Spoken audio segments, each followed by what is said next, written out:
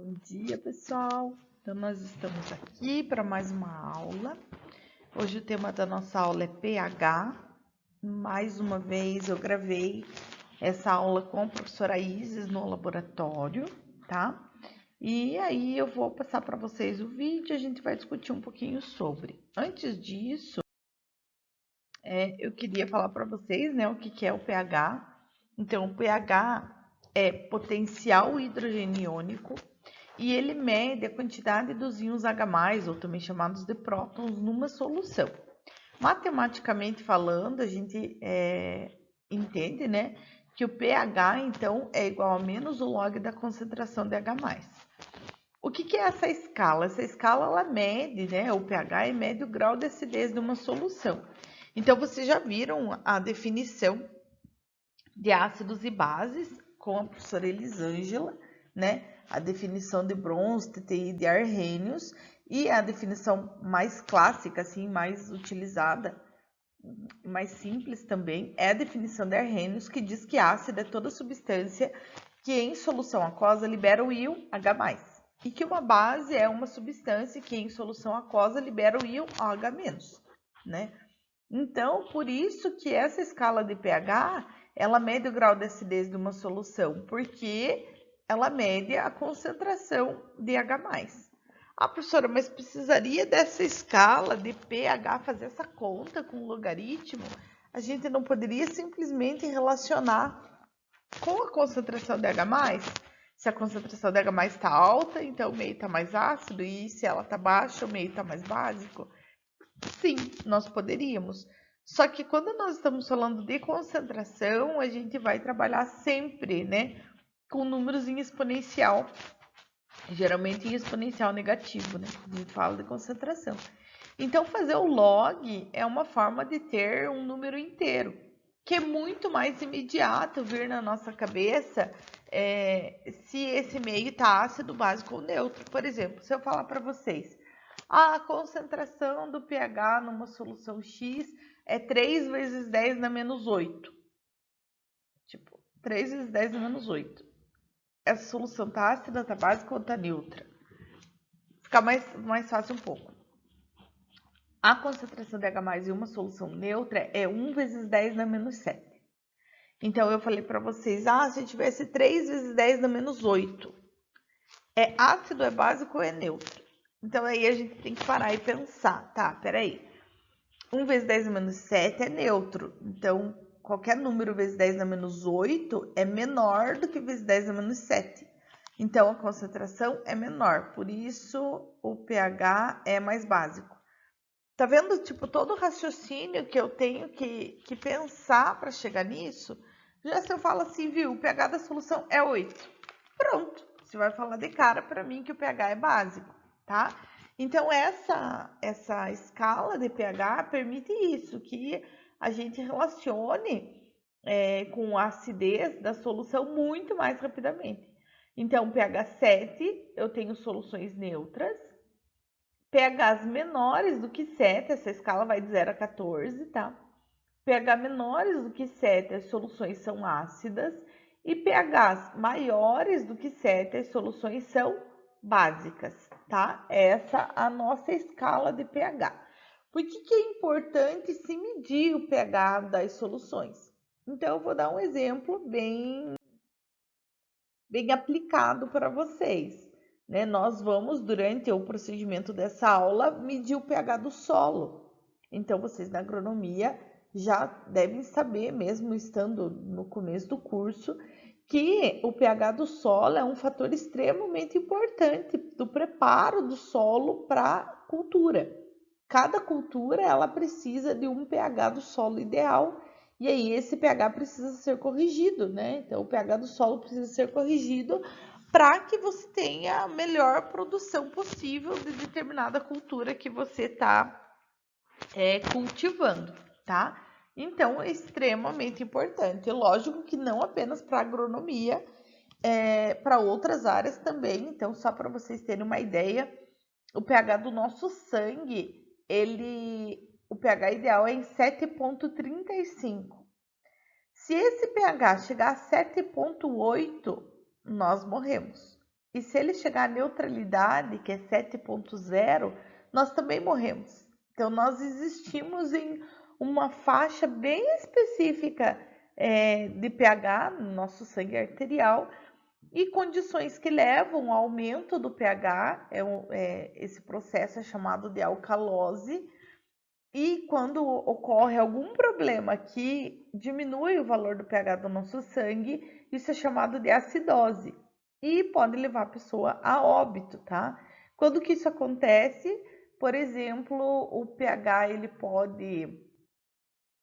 pode diminuir bastante quando a pessoa tem problemas nos rins e nos pulmões. Então, deficiência renal aguda ou crônica vai gerar casos de acidose. Por quê? Porque nós eliminamos muitos ácidos no nosso corpo através da urina. E aí, se o rim não está funcionando, vai acumular esses ácidos no nosso corpo, o nosso sistema tampão, que é o que mantém o pH, não vai dar conta e isso vai gerar um caso de acidose, tá? Mas aqui a aula não é de bioquímica, é só para contextualizar para vocês como o pH é importante, muito além dessa prática que a gente faz no laboratório, muito além de conhecer o pH dos produtos, tá? Existem várias formas de se medir o pH. Então, a gente pode utilizar o papel, né? Então, o papel mais comum, assim, é o papel de tornassol, que tem o vermelho e o azul, que a gente vai ver na prática. E tem o papel do indicador universal também, que aí, dependendo da cor que ele ficar, tem uma escala na caixinha, tem uma escalinha, eu vou mostrar depois na aula prática também, e você relaciona o pH. Outra forma de medir é utilizando indicadores ácido-base. Indicadores ácido-base são substâncias que, quando colocadas no meio ácido, elas têm uma cor, e quando elas estão no meio básico, elas têm outra cor.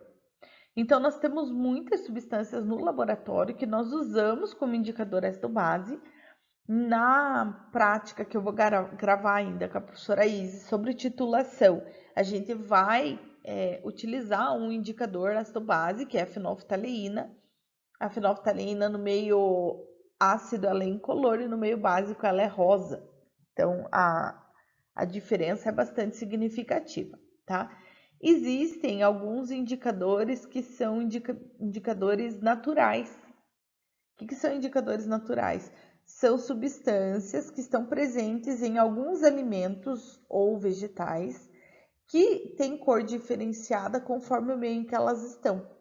Então, vegetais que são ricos nessa cor vermelha, púrpura, né, como o repolho roxo, a beterraba, a morinha, que tem essa cor bem, bem marcante, né, pendendo para o roxo, digamos assim, são vegetais que são ricos em compostos chamados de antocianinas. E as antocianinas mudam de cor conforme o meio, né? E as hortênsias também, uma flor que é rica em antocianinas e que, conforme o pH do solo, a cor fica rosa ou azul, né? Vocês já devem ter visto isso. Então, os indicadores são uma boa forma também de nos dizerem o pH das soluções, tá? O feijão também pode ser utilizado para isso, feijão preto, tá? E uma terceira forma é utilizando o pHmetro, que é o equipamento que você coloca a solução e aí ele vai te dar no display qual que é o valor bem certinho do pH. Então, vamos lá para a nossa prática. Aqui está o exemplo do repolho roxo, tá? Então, foi colocado soluções com diferentes pHs e colocado o repolho roxo para ver que cor que fica. Então, ele fica ali desde o vermelho, aí vai ficando rosinha claro, roxo, azul, azul escuro e um pH bem básico. A partir de 11 ele fica amarelo, tá? Então, dessa forma fica bem legal, é uma prática bem bonita. No laboratório nós fizemos com a professora Isis com feijão, mas eu não vou colocar aqui porque isso está relacionado justamente com a tarefa da semana, tá? Então, o primeiro procedimento da prática que nós fizemos foi medir o pH de algumas soluções, utilizando o papel de tornassol e o papel indicador, tá? a professora Isis pegou num tubinho de ensaio HCl e agora ela está pegando o NaOH desse frasco de plástico. Os tubinhos já estão identificados e aí ela está colocando a solução, coletando as soluções. E aí o procedimento é a gente pegar um tubinho um bastão de vidro e molhar esse bastão de vidro na solução e aí colocar no papel. Aí agora ela vai pegar vinagre. O papel ele vem em tiras compridinhas e fininhas, a gente corta para poder render, né, gente? Para dar para bastante tempo, porque é difícil virem novos reagentes e tal para os laboratórios. Então, aqui a professora está pegando água, que também é uma das substâncias que a gente mediu, o pH. E aí, o tubinho da água está antes do vinagre, aí ela foi pegar o papel e vai picar esse papel no vidro de relógio. Então, são 4 amostras, então esse é o papel indicador universal.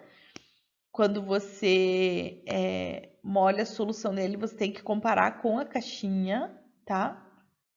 E aí já tá tudo cortado. Então, esse primeira amostra que ela tá colocando agora é HCl. Então, primeiro ela vai pôr lá no universal, que tem que comparar com a caixinha, no papel de tornassol rosa e azul. Então, vejam que um ácido torna o papel de tornassol azul rosa. Aí agora ela tá com uma base, que é o NaOH, e o NaOH, ele é capaz de deixar o papel de tornassol rosa ficar azul. Agora ela tá com a água, que praticamente não dá diferença. Ali ela vai comparar, então, primeiro do HCl, que deu um pH ali próximo de 2, e o NaOH, que deu ali próximo de 10, onde tá azul. E a água ficou no neutro, né? E ali tá o vinagre, então, que também tornou o papel de tornassol azul rosa, e aí comparando, deu um pH ali em torno de 4, né? Entre 4 e 5, porque ficou uma cor, não ficou tão rosa, o papel indicador universal. Então, é assim, gente, o papel indicador universal, ele é mais versátil, porque você, com a escalinha que vem nessa caixinha, você consegue comparar e perceber, então, se o pH você consegue até estimar, tá entre 4 e 5, tá entre 10 e 11, porque pela cor a gente consegue estimar bem qual é o pH da solução. E o papel de tornassol, o azul e o rosa, eles são mais para a gente saber se o meio tá ácido ou tá básico, só. Né? Sem ter uma noção, aliás, noção nenhuma, se a solução, né, se a solução é muito ácida ou pouco ácida e assim por diante. Mas é uma maneira muito útil, barata e utilizada nos laboratórios. Então, aqui o próximo procedimento que a gente fez foi utilizando o pHmetro. Primeiro, a professora mergulhou a solução, o eletrodo do pH numa solução tampão de pH igual a 7 e apertou no botão de calibra, e aí calibrou, e agora já está com uma solução de HCl. Eu cortei e editei, deixei o vídeo bem rapidinho, né? Porque o procedimento é sempre o mesmo. Mergulhar esse eletrodo na solução, agora o vinagre, né? Ficou 2,44. E por último, o NaOH. A gente sempre mede todas as soluções com pH ácido depois de pH básico ou vice-versa, ou todos de pH básico e depois as que a gente acha que o pH tá ácido, tá? Mesmo assim, após 15 medidas, é necessário calibrar de novo. Então, o que é o calibrar? Calibrar é você pegar uma solução tampão, essa solução é comercial, né? Ela vem com pH 7, tem com pH 4 também.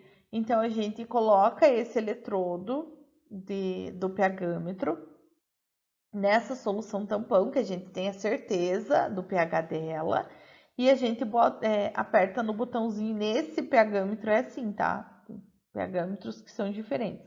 Então, nesse pHmetro, a gente aperta nesse botãozinho escrito Cal, que é o segundo, é o do lado do verdinho ali, que é calibra, e aí ele vai calibrar o pHmetro automaticamente. A gente está dizendo que estamos colocando um uma solução com pH igual a 7. Aí depois a gente tem que lavar bem o eletrodo com água destilada. Eu editei tanto o vídeo que eu acabei cortando essa parte. Mas a gente tem que lavar bem com água destilada e secar esse eletrodo com papel macio. Um papel higiênico bem macio, tá? E aí o procedimento é sempre o mesmo. Mergulhar o eletrodo na solução, agitar um pouco a solução e ler o valor do pH no display, tá? Aí aqui tá o resultado, né? Do HCl deu 1,98, do NaOH deu 11,16 e do vinagre deu 2,44. Quer dizer, uma grande vantagem do pHmetro é que ele te dá com casas decimais depois da vírgula ainda, né? Um número bem mais exato. Então, nós passamos para o procedimento de medir o pH do solo. Então, o pH do solo, ele tem, como o solo é sólido, né? E o pHmetro utiliza uma solução, nós precisamos preparar uma solução a partir do pH do solo, né? Então, qual que foi o nosso procedimento? Inicialmente, nós peneiramos o solo para que ele ficasse com a granulometria totalmente igual.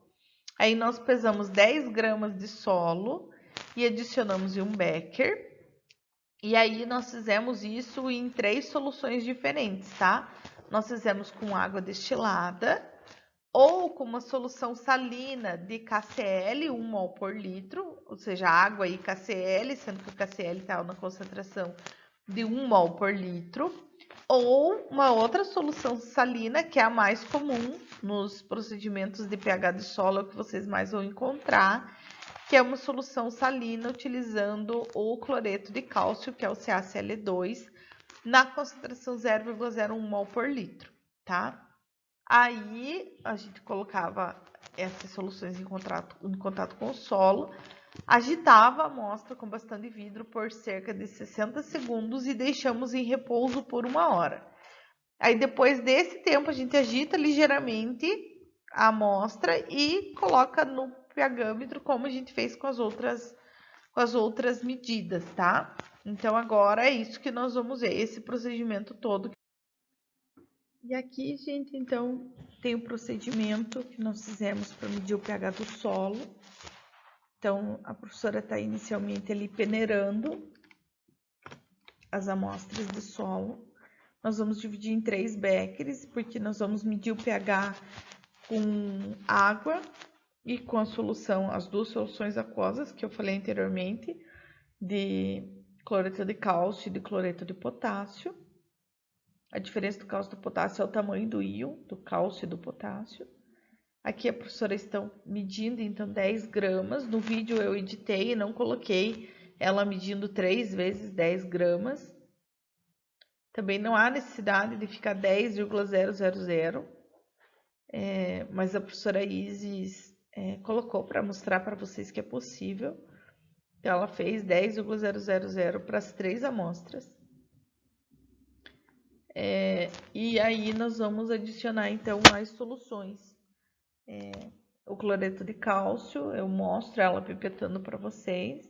Ela fez a mesma coisa com a água. Aí tá as 3 amostras ainda sem o líquido. E aí agora ela adicionando a solução de cloreto de cálcio inicialmente. E depois as outras 2 eu cortei, tá?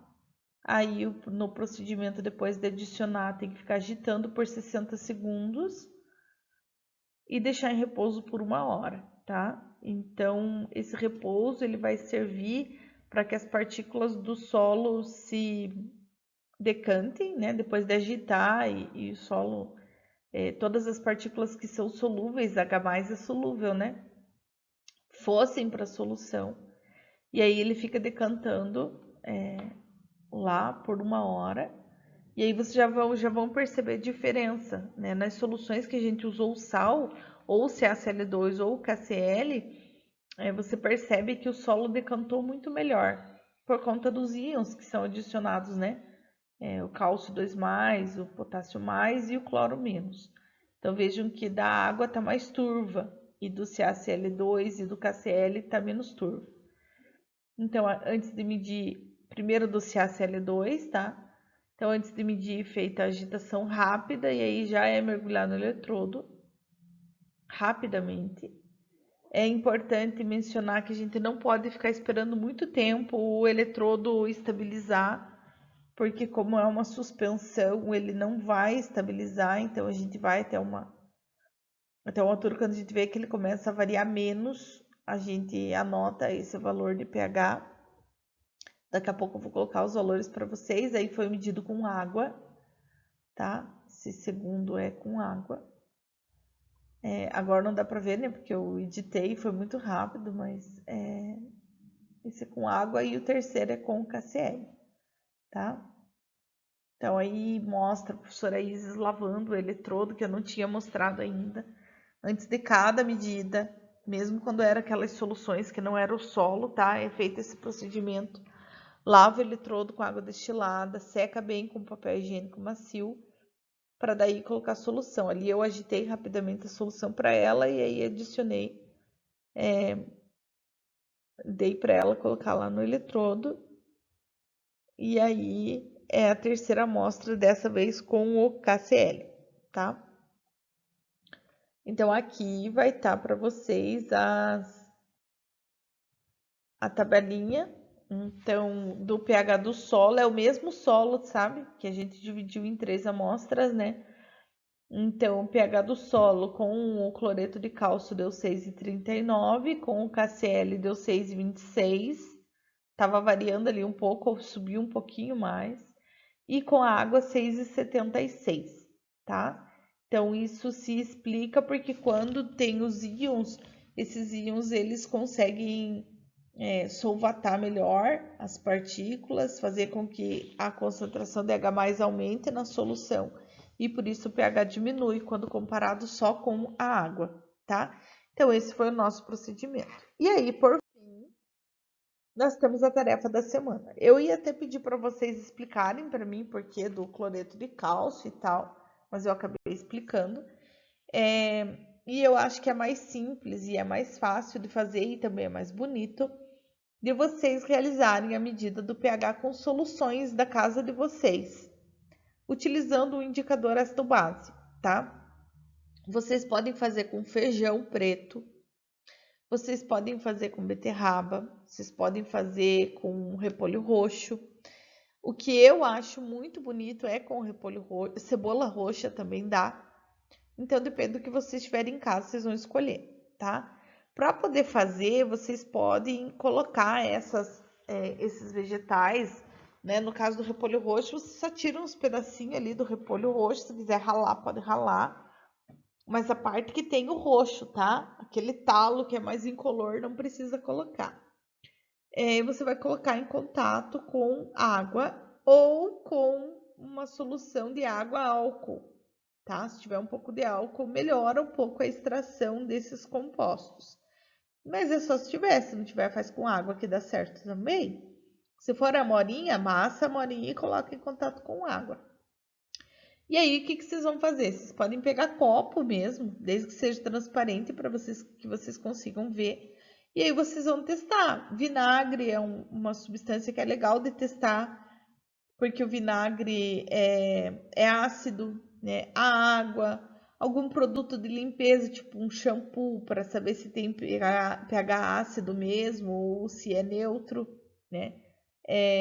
Um pouquinho, tá, gente? Aí você coloca com água, faz uma soluçãozinha lá, sem agitar muito, no caso de usar shampoo, tá? Senão vai formar muita espuma, vai demorar.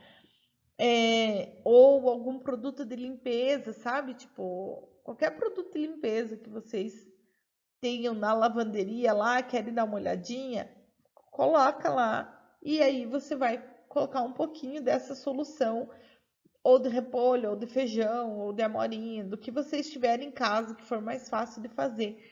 E aí vocês vão ver a mudança das cores. Fica bem, bem, bem legal. Então, vou deixar essa tarefa. E eu gostaria que vocês colocassem para mim uma foto, pelo menos. Quem quiser colocar vídeo fazendo, não tem problema nenhum, tá? Mas pelo menos uma foto.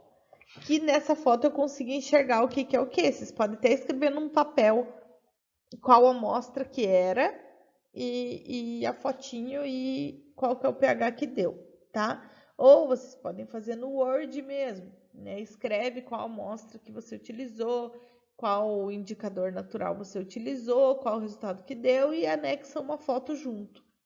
Tanto faz, tá?